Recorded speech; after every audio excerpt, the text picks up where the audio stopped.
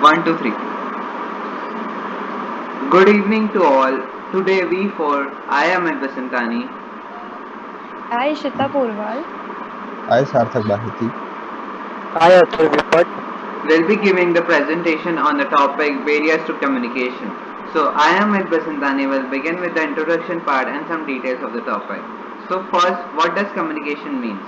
Communication is the act of developing meaning among entities or groups, though the use of sufficiently mutually understanding signs, symbols and semantic conventions. Human communication was imagined to function like a telephone or telegraph. Accordingly, they conceptualize communication as involving discrete steps. First, the formation of commutative motivation or reason. Second, message composition. Third, message encoding. Fourth, transmission of the encoded message. Fifth, noise. Sixth, reception of signals and resembling of the encoded message. 7. Decoding of the resembled encoded message. And the last one, 8. Interpretation and making sense of the presumed original message. So what does barriers to communication means? Barriers are the obstacles or the gaps which occur in the process of communication. Although the barriers to effective communication may be different for different situations, the following are some of the main barriers: linguistic barriers, psychological barriers, emotional barriers, physical barriers, cultural barriers, attitude barriers, and many more. Barriers to effective communication can retard or distort the message or intention of the message being conveyed. This may result in failure of communication process or cause an effect that is undesirable. These include filtering, selective perception, information overload, emotion, language, silence, communication appearance, gender differences, and political correctness. This also includes a lack of expressing knowledge appropriate communication, which occurs when a person uses ambitious or complex legal words, medical jargon, or description of a situation or an environment that is not understood by the receptionist. Barriers to communication can be divided into three major categories: physical barriers, semantic barriers, psychological barriers. Now, I will be explaining the graph to explain communication. The process one is sender. Communication starts with the sender, who is the initiator of the message. After generating an idea, the sender encodes it in a way that can be compressed by the receiver. Encoding refers to the process by which the sender translates his thoughts into a series of verbal and non-verbal actions that he feels will communicate the message to the intended receiver. For example, translating the thought into a language. The second process is transmission. The information that the senders want to communicate is transited over a channel through which the message travels to a receiver. A channel connects the sender to the receiver. Channels for communication may include a computer, a telephone, a telegram, or a television. The third process is noise. Noise is anything that is a disturbing influence on the message. Since noise hinders communication, the sender should choose a channel that is free from noise.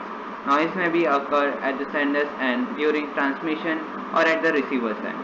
Examples of noise include a poor telephone connection, an inattentive receiver, and many more. The fourth process is receiver. The receiver is the person to whom the message is transmitted. In order to decode the message, the receiver has to be ready to receive the message. That is, the receiver should not be preoccupied with other thoughts that might cause him to pay insufficient attention to the message. Communication can be considered effective only when both the sender and the receiver attach similar meaning to the symbol that compose the message. For example, a message in technical jargon requires a receptionist who understands such terms. The last process is feedback. That is the fifth process. A message generated by the receiver in response to the sender's original message is known as feedback. Feedback is necessary to ensure that the message has been effectively encoded, transmitted, decoded, and understood. Now I will be explaining the first term, that is physical barriers. Physical barriers is the environmental and natural conditions that act as a barrier in communication in sending message from sender to receiver. Organizational environment or interior workspace design problems Technological problems and noise are the parts of physical barriers. When messages are sent by the sender, physical barriers like doors, walls, distance, etc. do not let the communication become effective. The barriers are less if the proximity of the sender and the receiver is high and less technological are required. Disturbance in hearing due to thunders, telephone call disconnection, problems in television reception, message not being sent in chat, etc. are some of the examples of physical barriers. Types of physical barriers. Some of the types of physical barriers are distortion, noise, time, and the distance. Now I will be telling physical barriers are often considered under the following circumstances. First, if the staff are located in different buildings or on different sites. Second, poor and or outdated equipment to be used. Third, shortage of the staff. Fourth, poor lighting and outdated furniture and interiors. And the last one is too hot or too cold environment. Now Ashita will go ahead with the presentation. Okay. Now another type of barrier is semantic barrier. The semantic barriers refer to the misunderstanding between the sender and the receiver arising due to different meanings of the words, other symbols used in the communication. The semantic barriers usually arises when the information is not in the simple language and contains those words or symbols that have multiple meanings. Some main language barriers are bad expressions, words with different meaning, unclarified assumptions. Next slide. Effective communication start with a clear message. Contrast between these two messages. Please be here about 7 tomorrow morning and please be here at 7 tomorrow morning. The one word difference make the first message muddled and the second message clear. Muddled messages are the barrier to communication because the sender leaves an unclear intent to the receiver. Muddled messages have many causes. The sender may be confused in his or her thinking. The problem may be semantic. Example, note this muddled newspaper ad. Dog for sale will eat anything, especially likes children. Call 888-3599 for more information. This message is also a muddled message. Now, psychological barriers. The psychological or the emotional barriers refer to the psychological state, that is opinion, attitude, state consciousness, emotions, etc. of a person that deeply affects the ability to communicate. The communication largely depends on the mental condition of a person. If the person is not mentally or emotionally sound, then he cannot communicate effectively either as a sender or a receiver. For example, lack of attention, poor retention, and emotion. Now Sarthak will continue. I will be explaining some other common barriers to effective communication. Well, there are many barriers, and for example, linguistic barriers. These are the barriers and difficulties in communication experienced by a people or group originally speaking different languages. Psychological barriers. Psychological barriers may result from individuals' personality discomfort, causing ill health, poor eyesight, or hearing difficulties. Emotional barriers. These are the barriers depending upon individuals' emotions. Physical barriers. Physical barriers are the barriers which are related to the physical disabilities. Now, system design faults.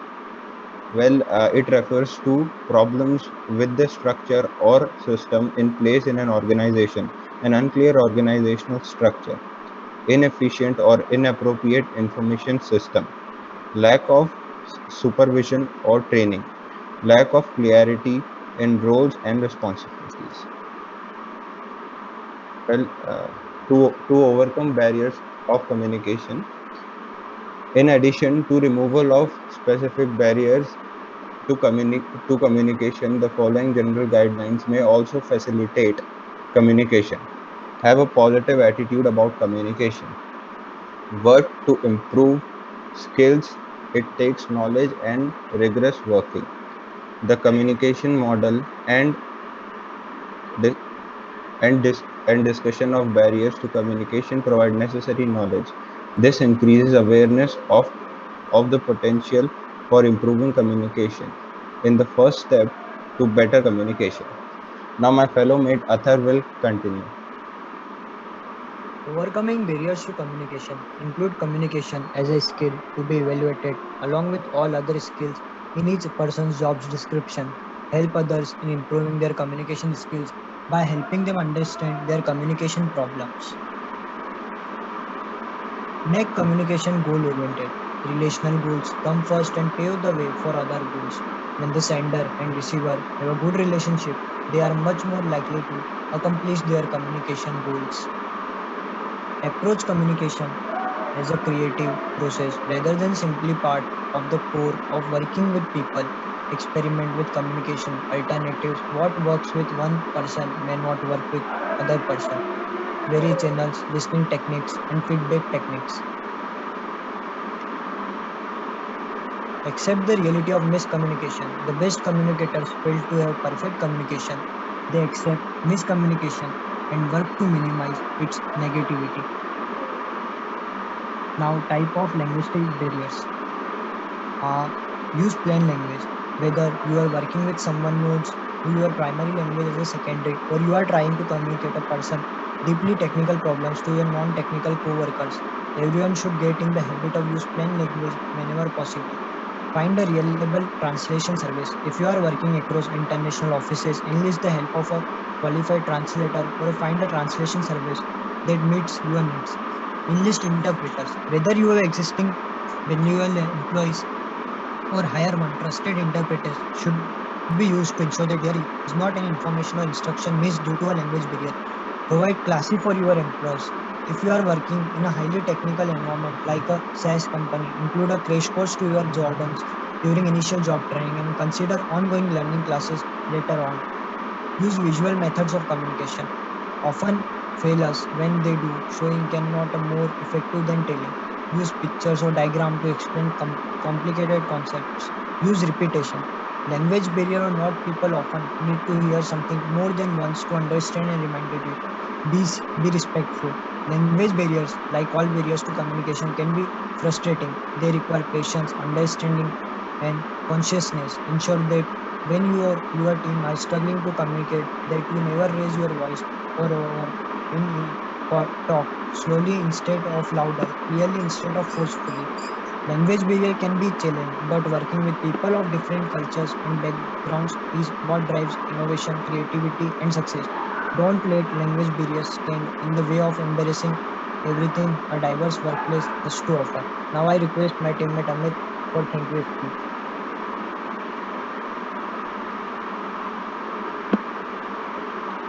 So on the behalf of our team, I thank to Sir Rajendra sir for giving us this beautiful chance for the presentation.